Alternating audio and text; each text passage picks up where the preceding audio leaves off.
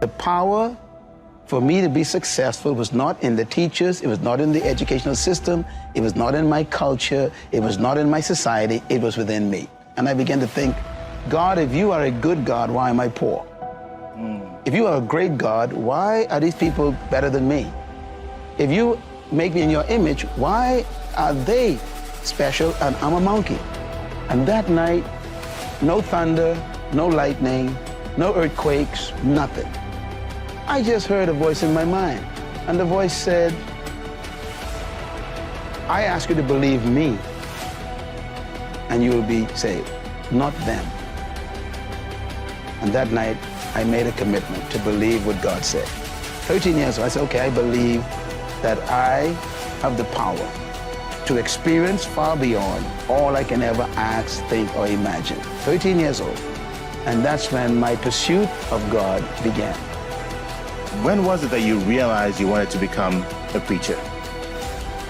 You know, I didn't want to become a preacher. Matter of fact, today I still consider myself a preacher. I think it drove me to have a passion to help everybody who's been oppressed. My passion is to make sure that no one should live under what I experienced. I never desired to be a minister.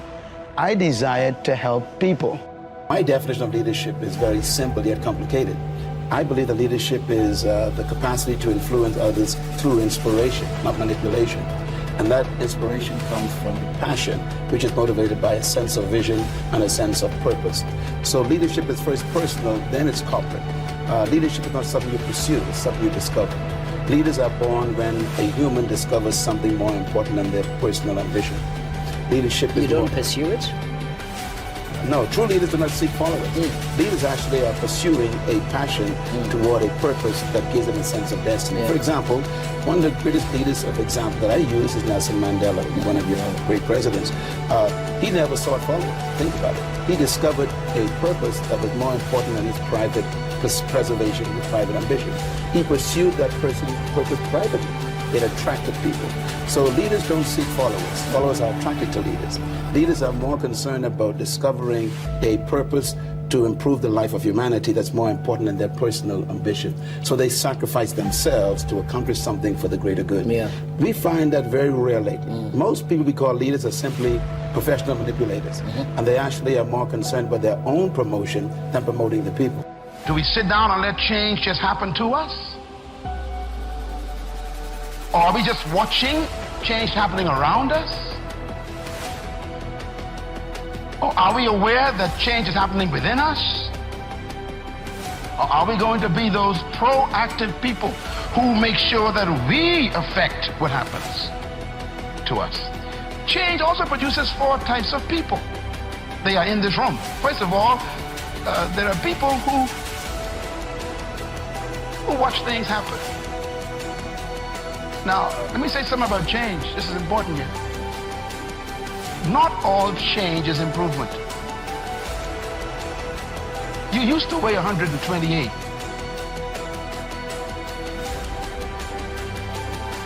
And now you changed. And for some of you, that's not an improvement. You lost your wardrobe.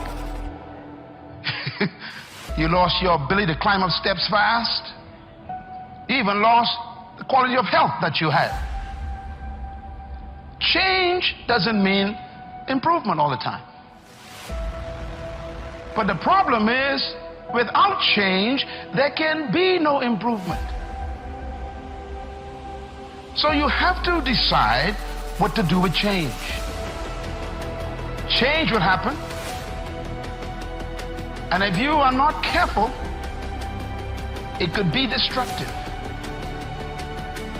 So you have to determine what kind of change do I want in my life. And I want you as a young person, as a mother and a father, as a business person, to think about your company even, or your family, or your educational pursuit. What kind of classes do you want to take in college this year? What kind of grades do you want? What kind of relationships you want to have in your life? Who do you want to drop and who do you want to pick up in your relationships? What kind of people do you want to associate with? Where do you want to travel that you've never been? What are the books you need to read you never read before? That the changes come with choices. So what kind of person are you? Success is not something you pursue. Success is a matter of becoming a person of value. We should not be pursuing money. We should pursue purpose. We should pursue vision for ourselves and for our countries, for our communities. We should be not pursuing things. We need to pursue ideas. I always say that there are three types of people in the world. There's poor people, there's rich people, and there's wealthy people. Poor people talk about money all the time. Rich people talk about things. Wealthy people, they talk about ideas. Rich people, poor people, and wealthy people think differently. For example, poor people, they pursue money. Rich people pursue things. Wealthy people pursue ideas. And so constantly there's a different way of thinking. I hope that the third world countries and the young people of our nations will become ideas people. You know, ideas control the world. It's not money. And ideas attract money. So I think if we minimize this desire to get money and elevate the creativity of new ideas, we will find that financial results will naturally flow to it. Bill Gates didn't pursue money. He pursued an idea. Stephen Jobs, the late Stephen Jobs, who invented the Apple computer and the iPhone, he never went after money. He developed an idea. And I think if you think of all the wealthy people in the world, it was ideas that made them wealthy, not money. That's right. So I think we need to switch it, reverse it. Don't pursue money and then try to get an idea. Get an idea and money to pursue the idea, and you become a byproduct as far as wealth. Change is inevitable. Change is also the principle of life. That means everything that is alive will change. And even things that are not alive will change. You know, a lady came to me, she says, I came to the Bahamas for the last 10 years and I missed 4 years. And I came here this past month and everything is different. The airport is new, she said. What happened to the old airport, she said. In other words, even the things not alive are changing. The way the river runs down the mountain is wearing away the mountain. You go back to that mountain 10 years later and the river is wider. Change is in creation. It's part of life. So here is the question then. Ecclesiastes chapter 3. It says, to everything there is a season, and to every purpose under heaven there is a time for it. To everything there's a season. How many things have a season? Everything. This is one of the best news I ever got in my life. When I understood this, I was a teenager and it changed my life. When I understood that everything is a season, let me tell you why. If you're having a bad time right now, it cannot last. If you cannot find a job right now, that is only a season.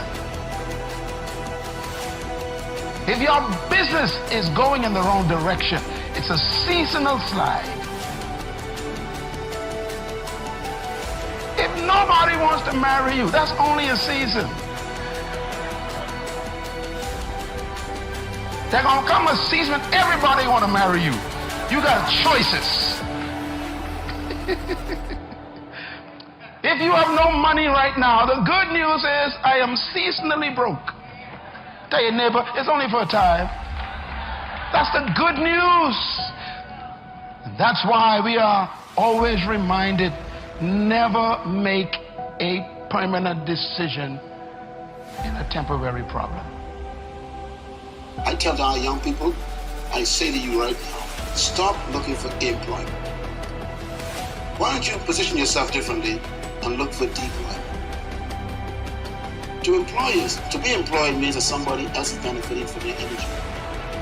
To deploy yourself means that you are using your own energy to be productive. So instead of waiting for someone to give you a job, create your own work.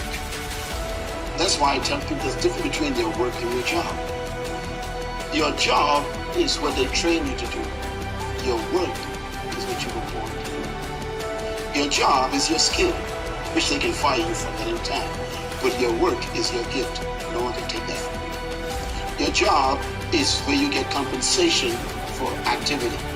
Your work is where you get fulfillment because you love it so much. Your job you can retire from. Your work, you can never retire from your work because your work is you. So when a person discovers their work, they no longer need a job because their work makes them productive. So there are young people in this country who are full of talents, full of gifts. And I want to say this too. Every problem in life is a business. All businesses are simply someone solving a problem.